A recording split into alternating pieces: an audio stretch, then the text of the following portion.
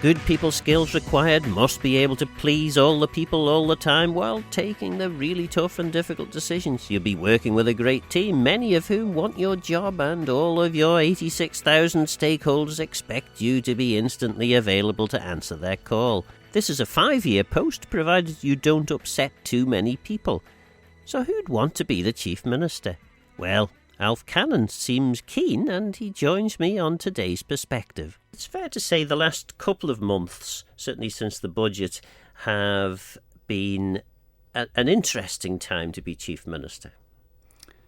Absolutely. I think the budget, perhaps, although I think well trailed that it was going to be a difficult budget, did catch many people by surprise, particularly around this headline tax increase. And, if I step back and if I'm honest, I think some of the communication around that, the way that it was brought over and communicated about where the emphasis of the budget was in terms of the expenditure, what we were focusing on in terms of health and childcare provision, and also the benefit uplift for child benefit as well, and the extra support that would give to working parents. I think a lot of that was not well communicated, and I think from a strategic perspective in terms of how that fitted into our overall approach and the island plan and building our economy, perhaps some of that was disjointed and disconnected. So one of the jobs that I've clearly marked now for the next few months is to ensure that we do reconnect, and that we do reconnect with the public, we reconnect with business, and we put that emphasis both in terms of reassurance about what we're doing and the knowledge and the assessment of the impacts of what we're doing and why they're beneficial, but also perhaps now take a step back just to listen about where we need to focus, particularly the next budget, but also where we need to focus ourselves over the next 12 months. Because there were some really good news stories in there. The increases in benefits, particularly child benefits, in answer to the population rebalancing committee, some of the recommendations that Tynwald approved there. These were good news stories. So I think the emphasis that we've put on children and families in this budget has been significant. We've talked about the child benefit, equalisation for first and second children, the uplift that parents will find over April and May and into next year. We've talked about the additional £3 million that we've put into our early years childcare provision now, so parents will get an extra year's nursery provision supported. So that will be hugely advantageous for them, obviously putting another £18 million into education. But all that will go, I hope, to supporting our greater economic purpose in terms of making it, or parents being confident that we are going to help them in those early years, that we are there for young families, and that we do want to see them succeed in what is a pretty tough environment. And then, of course, we put the £40 million into health. It was a huge investment into health on top of the other £20 million that we put as a investment, if you like, into 4,500 operations last year. Another £40 million going into health. But the bigger question now for us, I think, having perhaps recorrected some of the positioning, invested in terms of this early years need and our young families, particularly in sort of low to middle income, and I was making sure now that we do not tip the balance whereby the cost of public service delivery exceeds the capability of an economy to pay for those public services. I think that's now the question that is occupying a lot of minds. I said certainly occupying my mind. I think many members in council feel the same. I think we've discussed this with the Treasury Minister now. And over the next 12 months, I think there are a number of questions that need to be put and answers that we need to get, particularly around healthcare funding, what we're prepared to continue to invest in healthcare versus what leverage is actually available to us from economic growth. And we need to get that balance right, Phil. I think what else needs to be factored in, of course, and where I think perhaps was not properly explained was, of course, we've had huge costs over the last 4 years. There are £300 million Kate Brunner identified in terms of an outlay. We've had, of course, all the additional costs around the cost of living, the impact of inflation. We've seen that significant government expenditure, over expenditure, the need to come to Tynwald and ask for additional funding across a number of areas, including health. And of course now we need to bring that back into line and restore financial discipline across government, and perhaps redress any culture that's been creeping in during the COVID period that, oh yes, the funding will just be available, because it's very important that we get that financial discipline back as well. And I suppose that's one of the questions that many people have been asking recently, which is, 2.5 years into your administration, you had 5 years there as Treasury Minister, and we're talking about redefining or rediscovering financial discipline in public expenditure. And I'm putting some words into government's mouth there, but many people will think, well, surely to goodness, financial discipline should be there all the time. Well, it is, of course it's there, but I think what I'm pointing out is that we've had some really exceptional circumstances which have almost forced government to spend the money. Particularly, obviously, the two years over COVID and all the impacts which we're well aware about or well aware of. And then, of course, this cost of living crises, the fact that government again stepped in to help support people, spent a lot of extra money, the pressures that has put in on our government service delivery, the wage increases that have come through, all this has cost substantial sums of money, and it's not been easy for the government just to say, oh well, we're not going to give you that check to the departments, or you've got to stop delivering services because we can't afford it, because ultimately that really would not have been fair, I don't think, on the public or realistic. But inflation's dropping now, things are a bit calmer. You never know what's coming down the line, but we're effectively regrouping, I think, after what has been a pretty tumultuous period for the public sector, a very tumultuous period for public sector finances. And now we're in, I think, a better position to be able to say, look, we've reorganised ourselves now. We can't see, that inflationary pressure has dissipated, has gone away. We're over the shock of Ukraine. We're over the shock of gas prices. We're over the shock of COVID. We need to start to bring about discipline. But of course, discipline does have some consequences, Phil, because it does mean that sometimes public service is not always to the level that everybody wants at any particular time. But nevertheless, we need now, for the greater interests of our long-term security, to get that discipline back, because we've got a financial plan that we've set out over the next 4 or 5 years, which is designed to take away the deficit at the moment and restore us to a position whereby we are returning ourselves back into surplus when it comes to budget. So there's a lot to be achieved. The other point that I want to make is that we're a government that's found ourselves with significant compression when it comes to waiting lists. So across the health service, there have been thousands of people waiting in various different disciplines for their operations, or even sometimes just to be seen at the very first stages of consultation. And we've seen, for example, in education now, clear evidence that learning has been impacted in some areas because of the lockdowns and the impacts of teachers' strikes and other aspects that have happened. So, we've had a lot of catching up to do. I think we've invested a lot of money, particularly in health, to do that. But that's why you will see a re-emphasis now on that financial discipline, because we have to effectively reinstill within government now the need to adhere to that for the long-term benefits of everybody. During the course of your 2.5-year journey as Chief Minister, you have lost along the way a number of political colleagues and indeed senior civil servants who have worked very closely with Council of Ministers. Whether this be strategically repositioning or whether it be spending more time in the garden, you're loath to use the word sacked.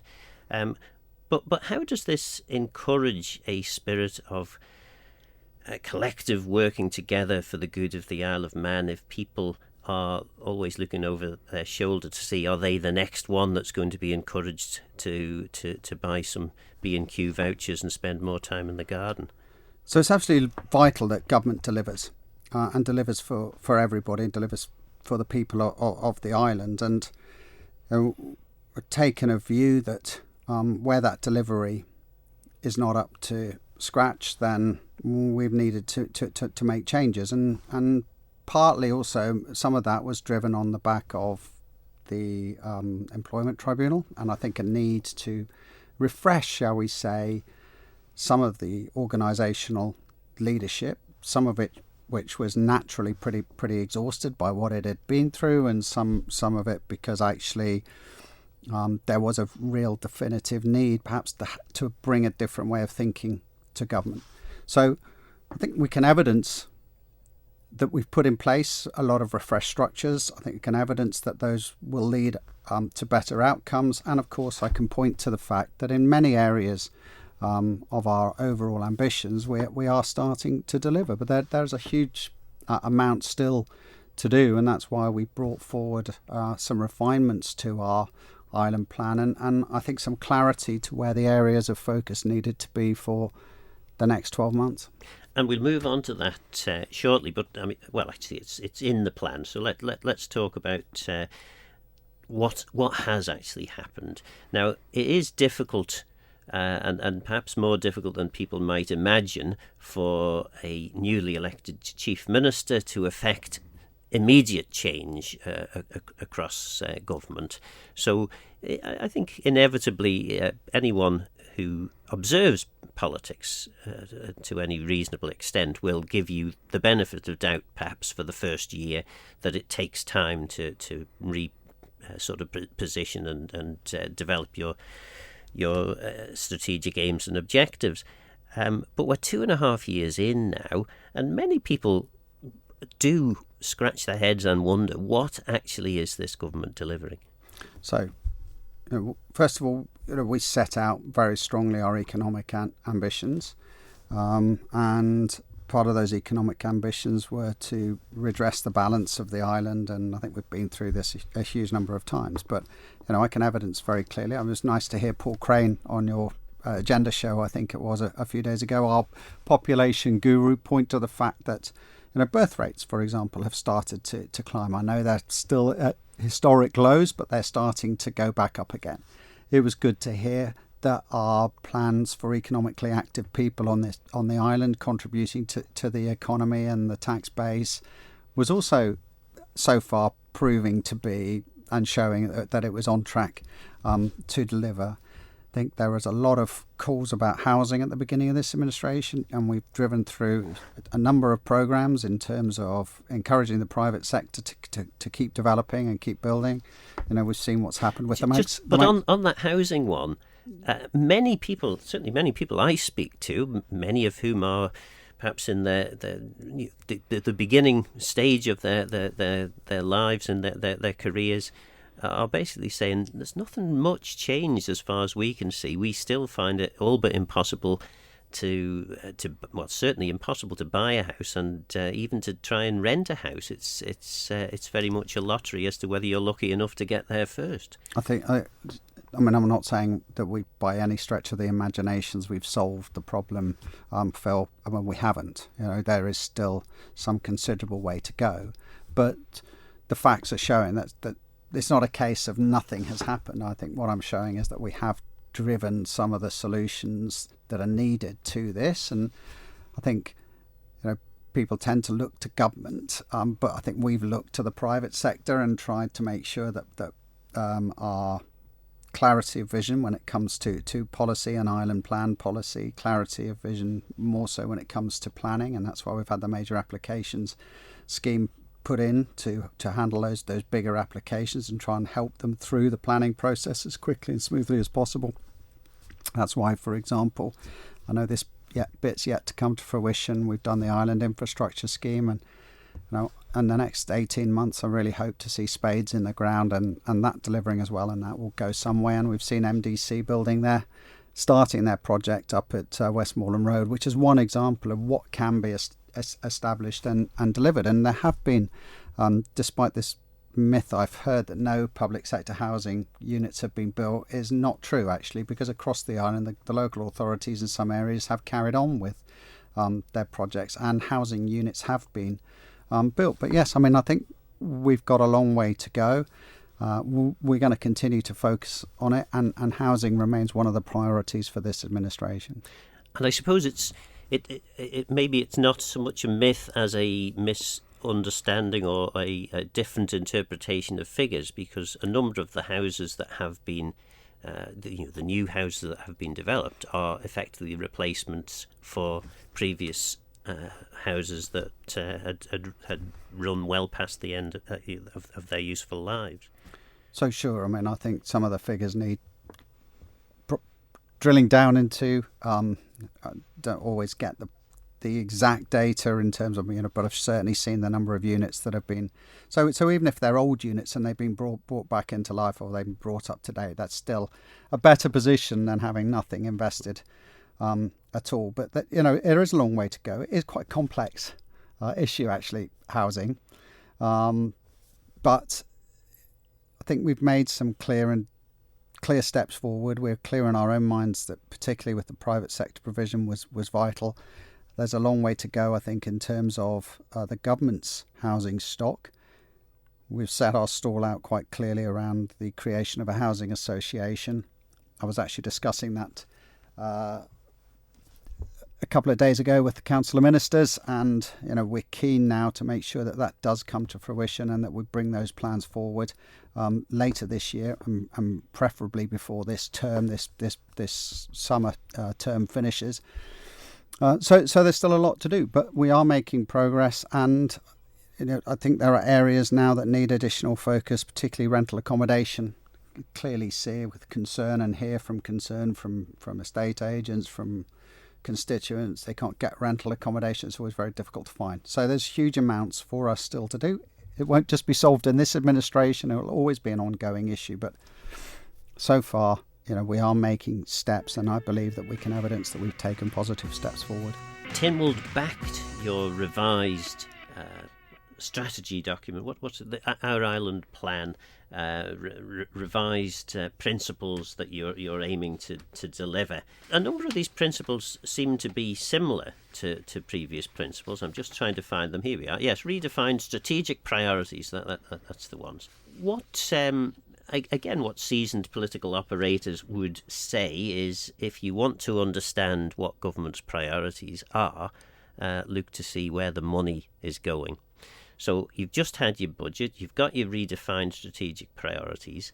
There are 6 of them: financial discipline, economic development, residency, migration and security, more homes occupied, energy security and travel connectivity, air and sea, improved travel connectivity, that one is. So if the old adage is right, if you want to know what a political mind is thinking, follow where the money's going. What money, extra money, has gone into these 6 areas to help deliver on these strategic priorities?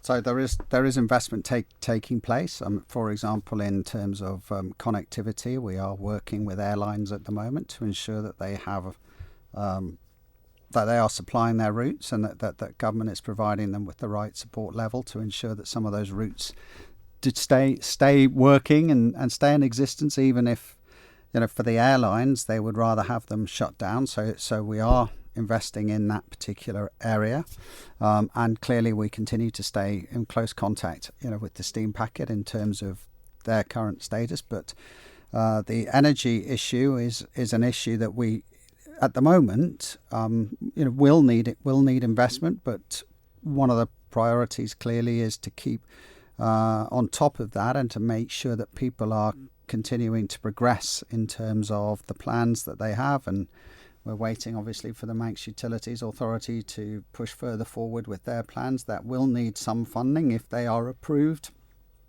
For turbines, that will, of course, need capital, some form of capital expenditure, and that will come forward under the capital programme. I don't think that's necessarily going to happen this year, but remains to be seen.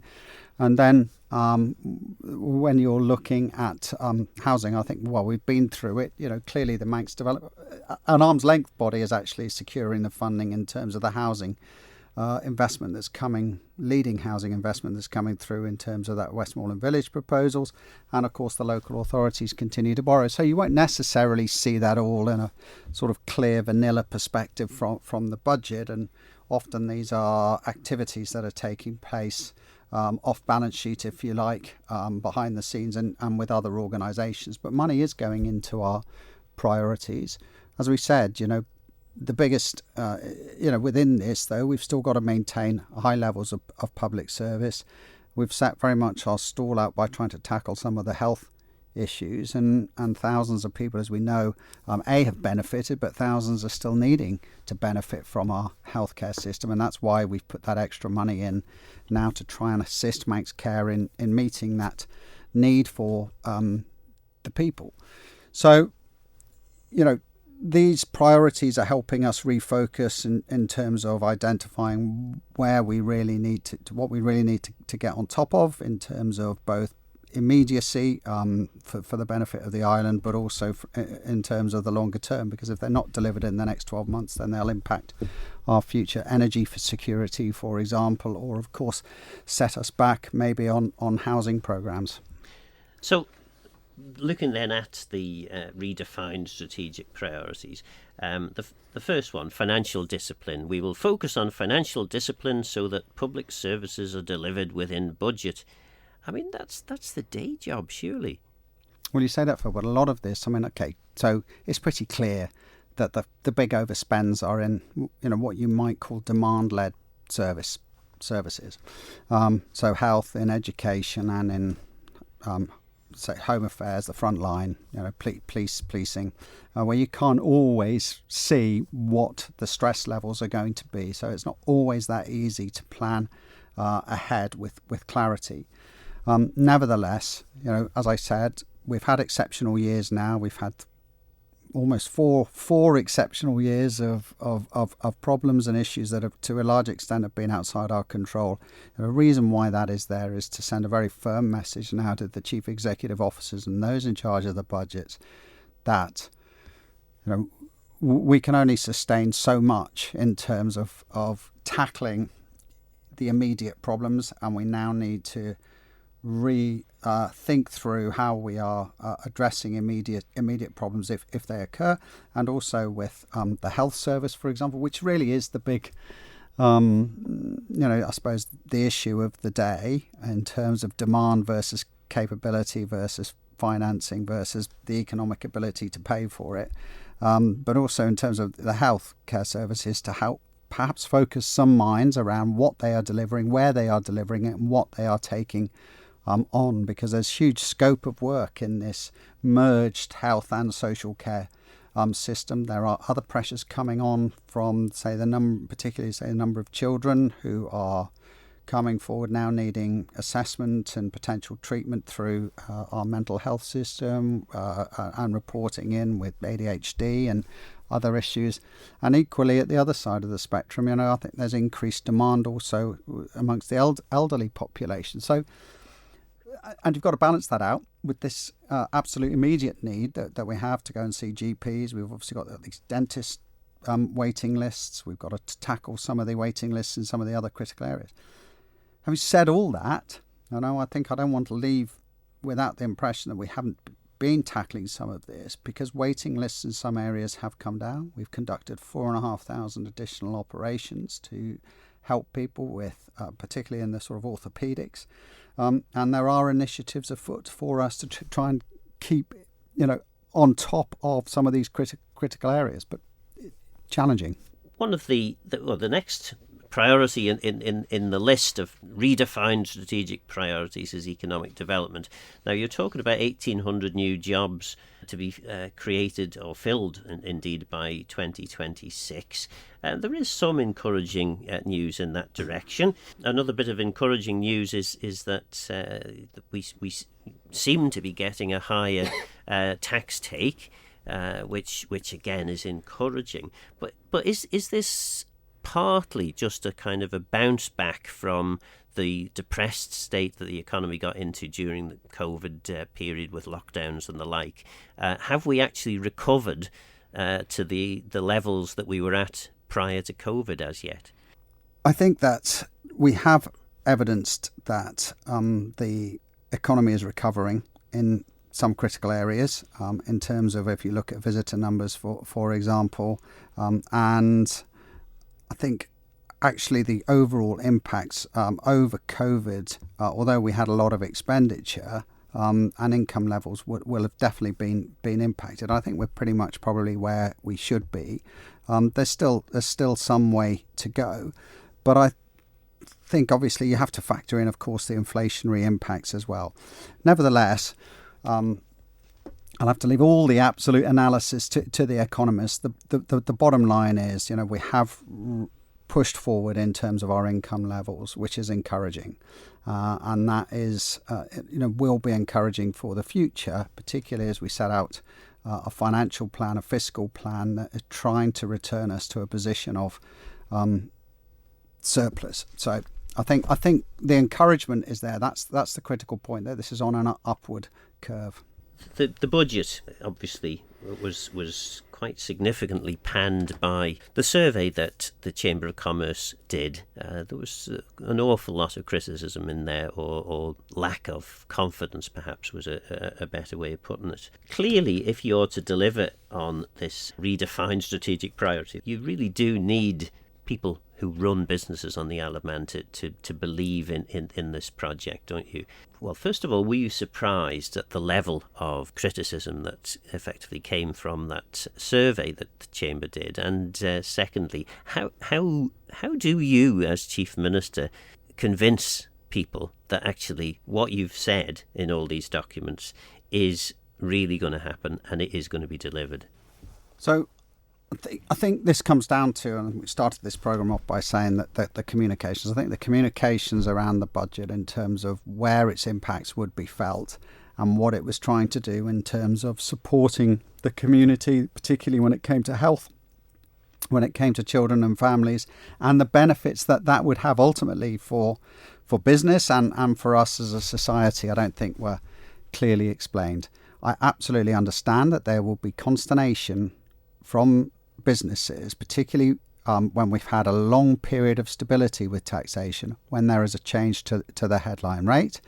And I think what the other problem is it has also created some uncertainty about the future direction of travel. Now, we've already explained that there is the likelihood that a healthcare levy would be coming forward, similar to the one that they have in Jersey and the Channel Islands. So we're not alone in trying to figure out how we are going to pay for our ever-expanding healthcare service and the demands that are coming forward on healthcare for a number of very valid reasons, particularly around the demographic challenges that we're facing, but also because as yet there is a lot of unexplained increase in challenges, shall we say, across society. I don't think I'm not going to single out a single group, but I've already talked about, for example, ADHD in children. So I think to sort of partly answer the second part, I think the critical question is we've got to start opening up a bit and communicating more efficiently and effectively with our stakeholders, our island, our community, in whichever sector or position that they are in. I think the questions that we really clearly need to ask ourselves is, if we're going to carry on funding healthcare to the sort of levels that were set out in Sir Jonathan Michael report, how we do that. And then we have to look at, of course, the economic capacity, if you like, to be able to do that. I've always been a big believer in the best thing for society is the lowest possible tax rate. Because I think freedom of choice and freedom of opportunity and encouraging hard work and personal success is the way forward versus this sort of large state cost looking after everybody and every single problem that everybody has. But equally, it is that I can't escape the fact, and we shouldn't escape the fact that these pressures appear to be growing, and that we've already had a report that was 5-6 years old now that highlighted to us that our level of expenditure into health did not appear to meet the levels that were necessary for us to offer the level of care that society was asking for. So there are some serious conversations that we need to ask, and we need to be clear, though, I think, with ourselves as government, but also as a society, what we can actually sustain when it comes to asking people to pay more for government services. And on the other flip side of the coin, of course, not just health, but there are other areas within government that are being financed that could be taken off the government payroll, if you like, and put into either different structures, or we ask them to be, rather than taking subventions, that they should be self-financing. So in other words, this piece of work that I think there's been a bit of criticism about, saying, well, what aspects of government operations have you gone to and said, actually, you're no longer going to get taxpayer funding, or we think that you should find other ways to raise the revenue. You need to run that piece of the operation because we're going to take that money away, and we're either going to bank it and save it, or we're going to need to invest it into the additional needs that we've got in health. So some of these are quite big questions, but the core essence of it does need answering, and we need to reach some conclusions in the next 12 months, because there is absolutely nothing worse than uncertainty when it comes to this. And of course, you have to ask the board of Manx Care and those in charge of delivering healthcare, to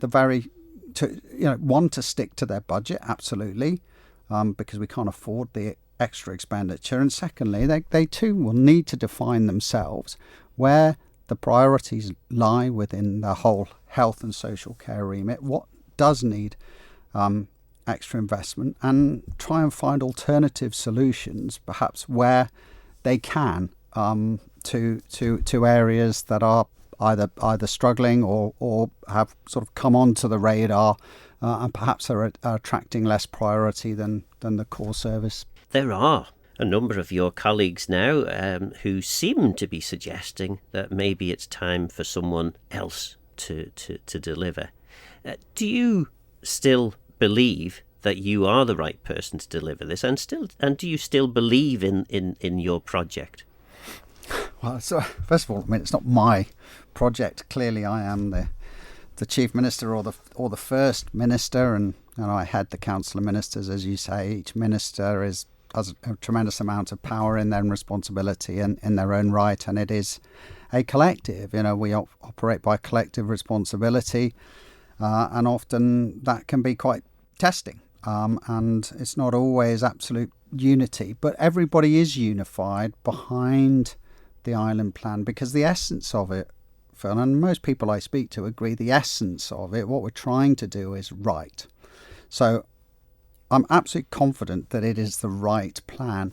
I think what we need to do at the moment is just refocus, perhaps listen to some of the voices that have spoken up in the last few months, and just try and finesse, I think, particularly around this growth aspect, trying to make it good growth. I think we have been probably just too focused on targets rather than perhaps finessing and understanding where that growth ought to be, and what parts of the economy will provide us greater security into the future.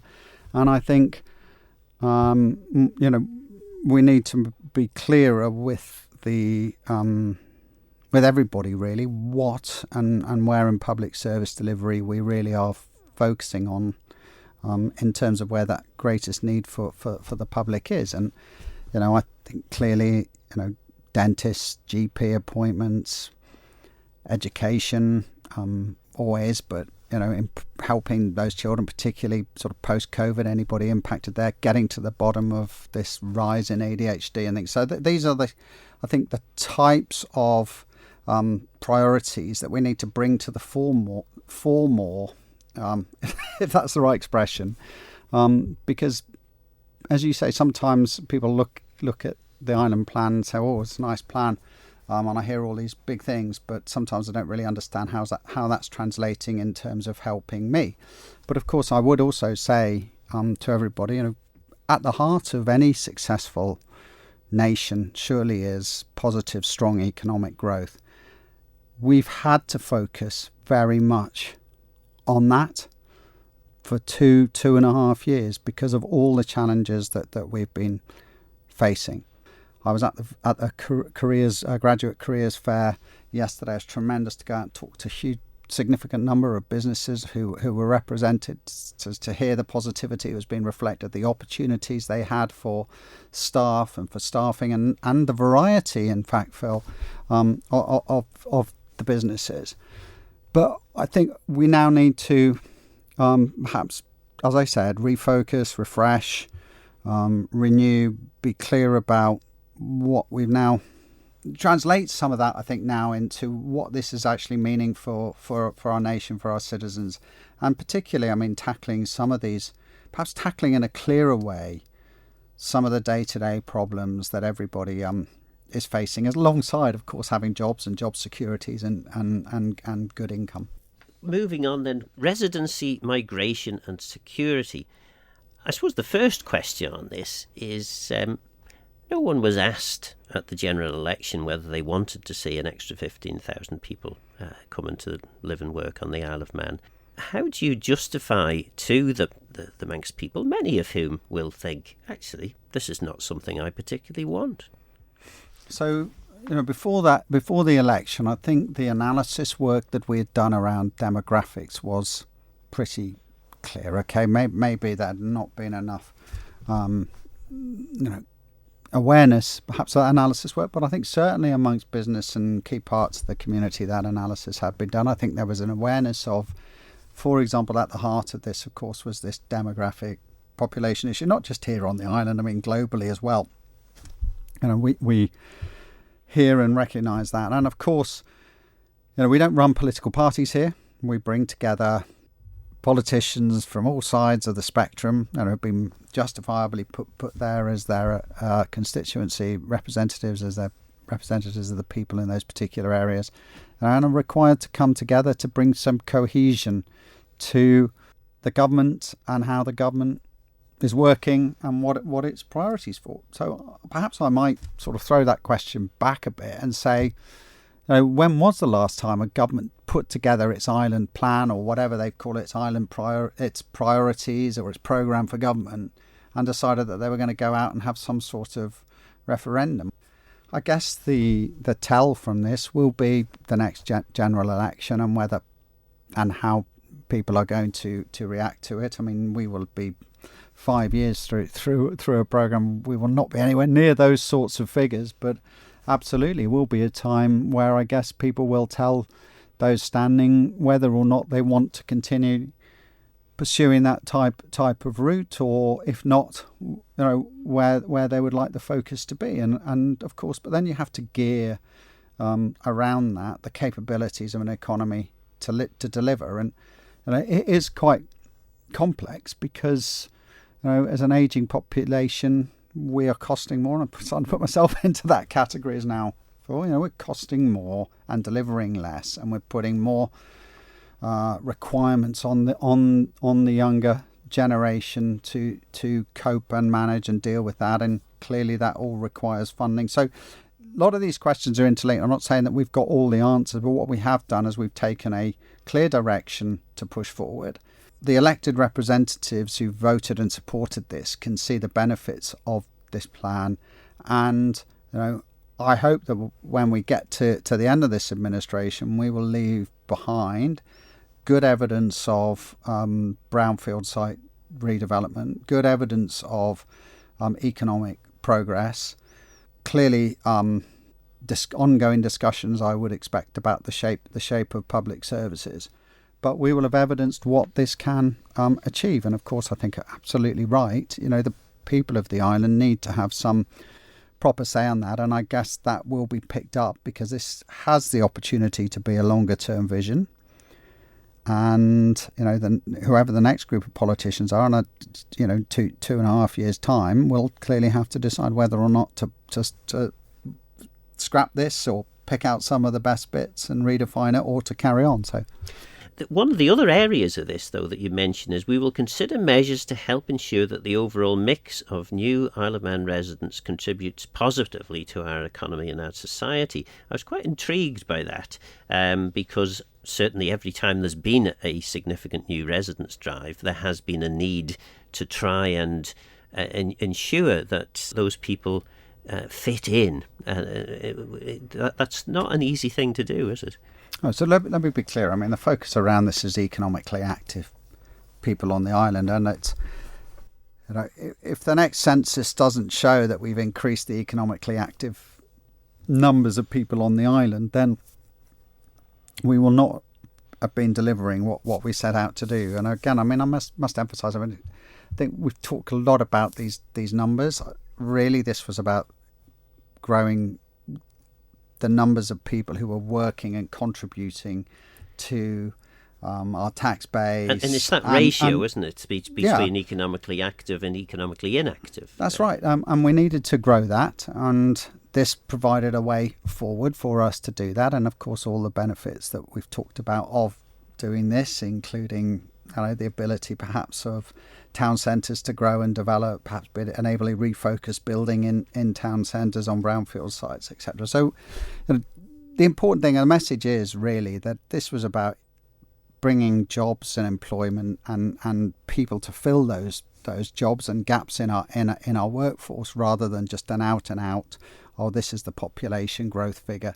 And I think this is one of the things that we are sort of listening to quite a lot in terms of some of the criticism that's come along, that actually perhaps you just want to understand a bit more about this being good growth for the island, rather than just actually there's another 1,000 people. Actually, we want to be clear that they are contributing, they're making a positive contribution, they're in the right jobs, and that we're into industries that are also set well for the future as well.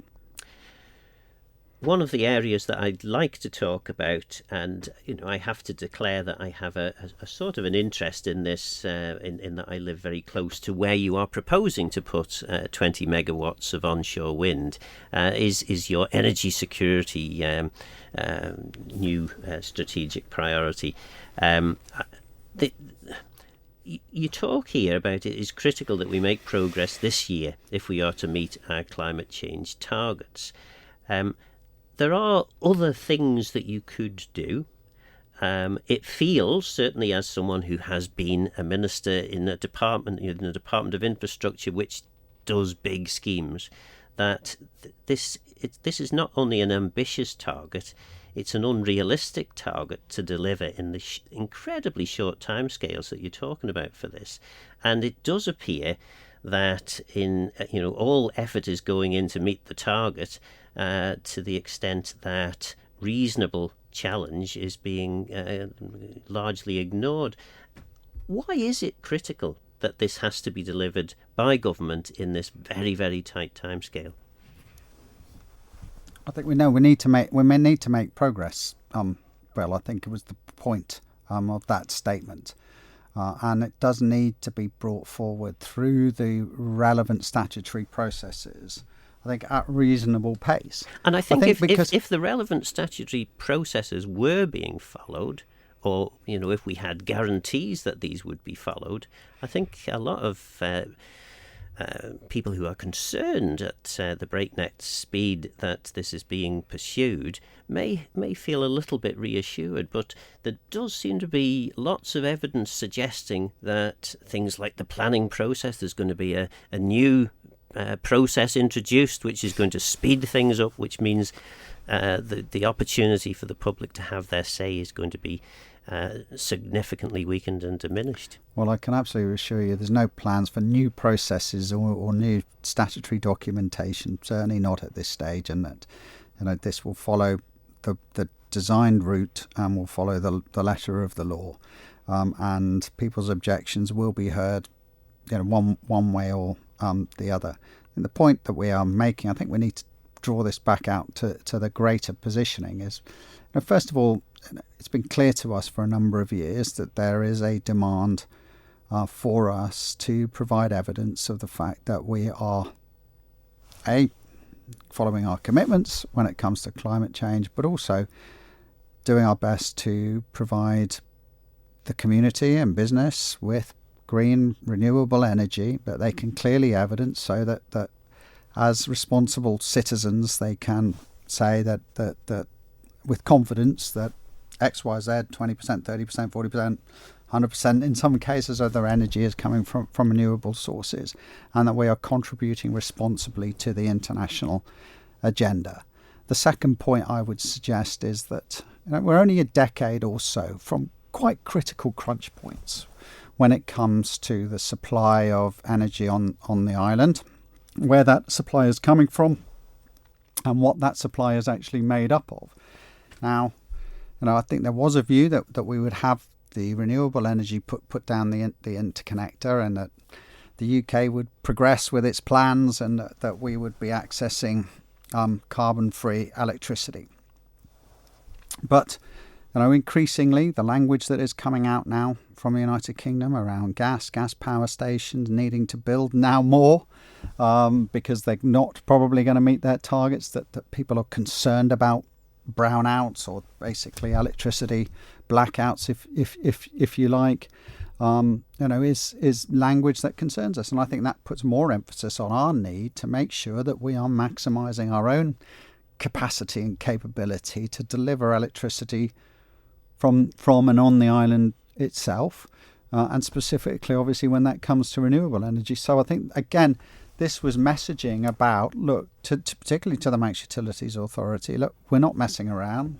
You asked to keep your foot on the gas, and we're to go through the process. Because the bottom line is, if for whatever reason this process fails, and I don't know, it doesn't get through planning, or planning inspector says no, or whatever, then clearly the island has got a position where it's going to have to rethink its approach, and that will require additional thought. It will also put back a programme by some years. So, I think we need to be satisfied ourselves, because there's risks attached to this. Absolutely, fully accept that. But we need to be satisfied ourselves that we are pushing this at pace, because the whole programme itself needs to be pushed at pace. We have a 2030 target that we set out. We've clearly got the 2050 target in statute, and we do need to make progress for a number of reasons. So that is why that emphasis is down in